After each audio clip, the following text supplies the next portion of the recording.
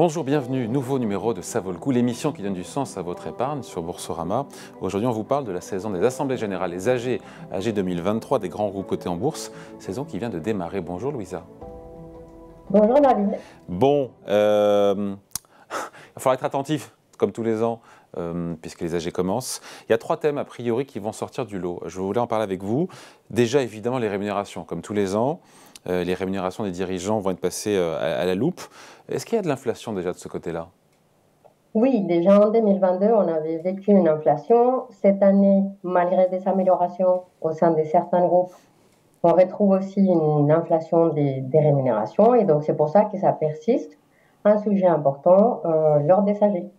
Bon, on se dit qu'encore on va nous parler de Carlos Tavares et de ses rémunérations chez Stellantis, ça va faire causer. Est-ce que déjà le groupe a pris ou pas un petit peu en compte les considérations, les remarques, le vote négatif de 2022, même s'il était consultatif, puisque Stellantis est de droit néerlandais?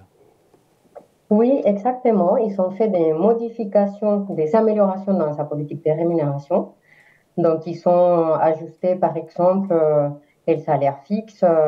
Ils ont fait des ajustements dans les bonus, mais ça reste quand même des standards aux yeux des OFI Invest ne sont toujours pas en conformité avec notre politique. Et c'est pour ça que cette année, ça sera encore un vote contre. Bon, quelles sont les bonnes pratiques dans ces cas-là, pour ne pas Donc, il y a pour ne pas avoir à voter contre? sur la rémunération, en fait, il y a 3 éléments à prendre en compte. Tout d'abord, la structure. Donc, est-ce qu'on rémunère un patron en fonction de la performance de l'entreprise, qu'elle soit financière ou extra-financière? Ensuite, il y a les montants. Et c'est dans ça où on regarde un ratio d'équité, donc la différence entre la rémunération du patron et la rémunération du salarié, mais aussi du salaire moyen du pays. Et ensuite, on a la transparence. Et en fait, il nous faut ces 3 critères pour voter pour ou contre une rémunération. Parfois, il y en a un des 3 critères qui est plus prédominant et c'est ça qui va faire qu'on vote contre, mais il nous faut tous les 3. Parfois, il y a juste la transparence. Il y a des sociétés qui ne nous donnent pas la totalité des critères pour savoir comment la rémunération du patron est déterminée. Et donc, quand on regarde le CAC 40, globalement, que vous soyez actionnaire ou pas, vous votez plutôt pour ou plutôt contre?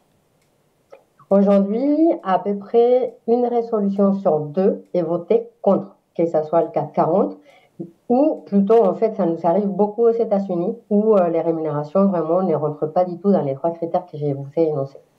Alors, autre sujet, Louisa, qui est à l'ordre du jour, les rachats d'actions. Ça ne sera pas un thème majeur, mais quand même, parce qu'il y en a de plus en plus, notamment pour le coup, puisqu'on parlait des États-Unis, notamment en Europe. Oui, exactement. Donc ça, on va dire, c'est une actualité de 2023. C'est les rachats d'actions. Juste pour rappel, David, nous, chaque année, on publie une politique des votes, donc on la met à jour. Et c'est dans cette politique où on définit tous nos critères.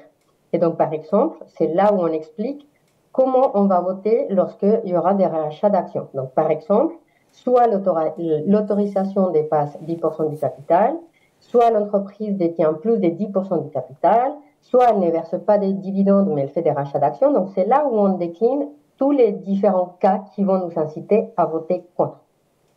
Ouais. Donc, vous n'êtes pas contre sur le principe, d'autant que le rachat d'actions, c'est bon pour l'actionnaire, puisqu'en théorie, ça fait monter le cours. Exactement, mais on fixe des règles du jeu. Voilà. Bon, on parlera sinon, Louisa, on a beaucoup parlé de climat, évidemment, lors des AG de l'Assemblée générale. On sait combien de boîtes du CAC 40, en gros, c'est trop tôt, vont soumettre un plan climatique au vote de leurs actionnaires? C'est encore un peu tôt. Pour l'instant, on en a vu 5. Ouais, c'est pas beaucoup, hein. Euh, c'est pas beaucoup. En effet, ça semble être un peu moins que l'année dernière. Néanmoins, il y a 2 sujets sur la partie climatique. La première, c'est le fond. C'est est-ce qu'aujourd'hui, les entreprises nous donnent des plans climatiques crédibles? Et la deuxième chose qui est vraiment à l'ordre du jour en France, c'est est-ce que les actionnaires, les investisseurs peuvent voter, participer au débat lors de l'Assemblée générale? Et cette deuxième partie est tout à fait importante parce que si le climat fait partie de la stratégie d'une entreprise, il faut que les investisseurs soient consultés et puissent débattre de ces sujets en Assemblée générale. Débattre de résolutions qui sont mises à l'ordre du jour, résolutions émanant des entreprises ou résolutions émanant des actionnaires, ou les deux? Oui, oui, tu as raison de faire la différence. Aujourd'hui, il y a des entreprises qui mettent en place des bonnes pratiques et donc ce sont elles qui mettent à l'ordre du jour de manière annuelle un vote sur les progrès de la stratégie climat. Mais quand ce n'est pas le cas, souvent ce sont des actionnaires qui peuvent soumettre des résolutions à l'ordre du jour.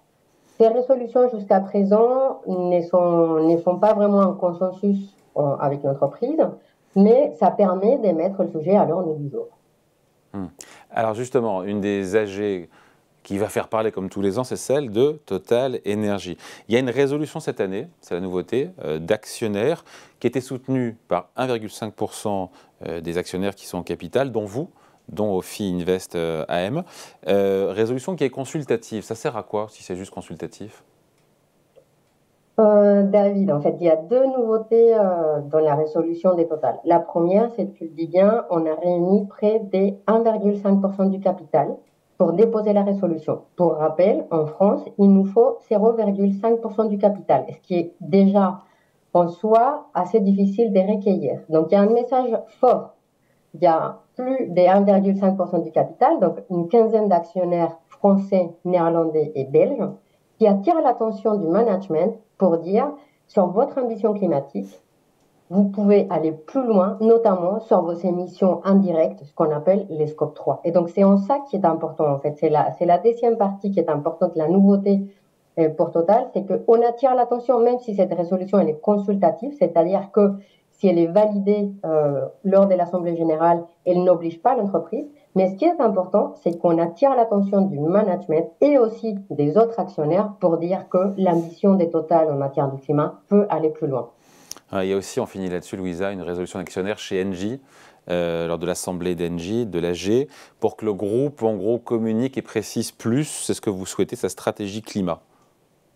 Oui, en effet, il y a à la fois un complément d'information par rapport à cette stratégie climatique, par rapport à un scénario des références 1,5, donc c'est important, et c'est un scénario assez précis qu'on demande. Mais il y a aussi une demande pour que Engie consulte ses actionnaires une fois par an sur ses progrès en matière du climat et tous les 3 ans sur son ambition climatique. Et donc sur ces trois choses, on a engagé l'entreprise déjà depuis quelques mois, depuis quelques années, pour qu'elle aille plus loin sur ce qu'elle peut faire en matière du climat. Voilà donc l'Assemblée générale où il y aura beaucoup de sujets qui seront à l'ordre du jour. Merci beaucoup. Point de vue signé Louisa Flores, directrice des recherches en finance responsable chez Ophi Invest AM. Merci. Merci. Voilà, ça vaut le coup. Revient la semaine prochaine sur Boursorama.